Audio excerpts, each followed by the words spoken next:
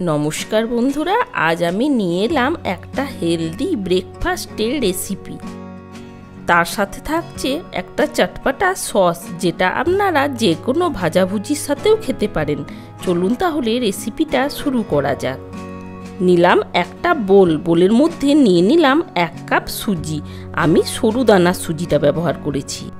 আপনারা যদি মোটা দানার সুজিটা ব্যবহার করেন তাহলে মিক্সির মধ্যে দিয়ে একবার ঘুরিয়ে নেবেন। নিলাম 3 চামচ ছাতু, তার সাথে নিলাম পরিমাণ মতো লবণ, নিলাম 1 কাপ টক দই, তার সাথে নিলাম 1 কাপ জল। সব কিছু উপকরণ খুব ভালোভাবে একসাথে মিশিয়ে নেব। খুব ভালোভাবে একসাথে মিশিয়ে নিলাম। আমার মনে হচ্ছে আর একটু জল লাগবে, তাই এর মধ্যে দিয়ে দিলাম 1/2 কাপ মতো জল। জলটা দিয়ে ভালোভাবে মিশিয়ে 10 মিনিটের জন্য রেস্টে রেখে দিলাম। একটা প্যান বসিয়ে নিলাম। প্যানের মধ্যে দিয়ে দিলাম 1/2 চামচেরও কম সরষের তেল। তেলটা বেশ ভালোভাবে গরম হয়ে গেছে। এবার এর মধ্যে দিয়ে দিলাম সামান্য গোটা জিরে, দিলাম 2 পিস কাঁচা লঙ্কা। জিরে আর কাঁচা লঙ্কা একটু ভেজে নেওয়ার পর এর মধ্যে দিয়ে দিলাম একটা কোচানো পেঁয়াজ। আমার চ্যানেলে যদি হেলদি ব্রেকফাস্টের রেসিপি দেখতে চান তাহলে চ্যানেলটা সাবস্ক্রাইব করার অনুরোধ রইল। পেঁয়াজটা 1.5 মিনিট ভেজে নেওয়ার পর এর মধ্যে দিয়ে দিলাম কোচানো বরবটি। আপনারা মনের মতো যে কোনো সবজি এর মধ্যে অ্যাড করতে পারেন। এবার এর মধ্যে দিয়ে দিলাম সামান্য লবণ, তার সাথে দিলাম গ্রেট করে নেওয়া গাজর। এবার একটু নাড়াচাড়া করে ভেজে নেব। খুব বেশি সময় ধরে ভাজার দরকার নেই। এবার এর মধ্যে দিয়ে দিলাম পরিমাণ মতো হলুদ। এবার গাজর আর বরবটি আমি 2.5 থেকে 3 মিনিট মতো নাড়াচাড়া করে ভেজে নেব। আপনারা চাইলে সবজিগুলো আর একটু বেশি তেল দিয়েও ভেজে নিতে পারেন। এগুলো ভাজা হয়ে গেছে। এবার সুজি আর ছাতুর ব্যাটারের মধ্যে এই ভাজা গাজর আর বরবটিটা দিয়ে দিলাম। এবার খুব ভালোভাবে মিশিয়ে নেব। যেহেতু সুজিটা ফুলে জলটা অনেকটাই টেনে নিয়েছে, তাই এর মধ্যে দিয়ে দিলাম আর একটু জল দিয়ে ভালোভাবে একসাথে মিশিয়ে নিলাম। গ্যাসের মধ্যে বসিয়ে নিলাম ছোট্ট একটা তড়কা প্যান।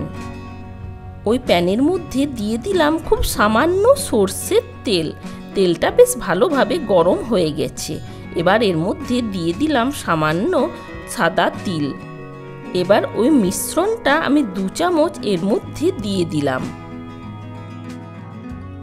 আপনাদের কাছে যদি ছোট্ট তড়কা প্যান না থাকে তাহলে একটা তাওয়ার মধ্যে দিয়েও এগুলো ভেজে নিতে পারেন। ওপর থেকে ছড়িয়ে দিলাম সামান্য সাদা তিল।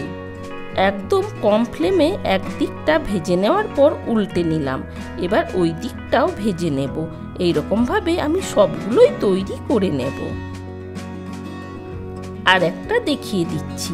দিলাম সামান্য সরষের তেল, তারপর দিলাম সাদা তিল।